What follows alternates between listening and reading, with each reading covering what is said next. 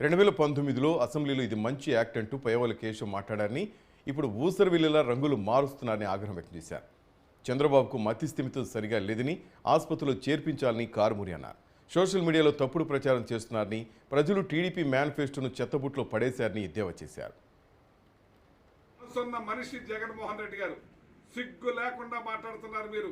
అందుకే మీ కార్యకర్తలు కూడా మీకు దూరం అయిపోయింది. ఇవాళ మీ కార్యకర్తలే లేరు. ఇవాళ ఈ రాష్ట్ర ప్రజలందరూ కూడా, రాష్ట్రంలో ఉన్న వాళ్ళందరికీ కూడా మేలు చేసిన ముఖ్యమంత్రి భారతదేశ చరిత్రలో ఒకే ఒక్కడు జగన్మోహన్ రెడ్డి గారు. ఇక్కడ పేదరికం పోవాలని చూస్తున్నాడు, విద్యను పెంచాలని చూస్తున్నాడు, ఈ రాష్ట్ర ధనిక రాష్ట్రం చేయాలని చూస్తున్నాడు.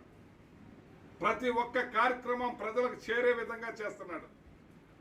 మా పార్టీ మీ పార్టీ అనేది చూడకుండా ప్రజలందరూ బాగుండాలని కోరుకునే ముఖ్యమంత్రి జగన్మోహన్ రెడ్డి గారిని ఏ రకంగా మీరు కక్షపూరితంగా దుర్మార్గంగా ఏం మాడతావు? నువ్వు మన నెల్లూరులో నిన్ను చంపితే దిక్కు ఎవరు అడుగుతారా?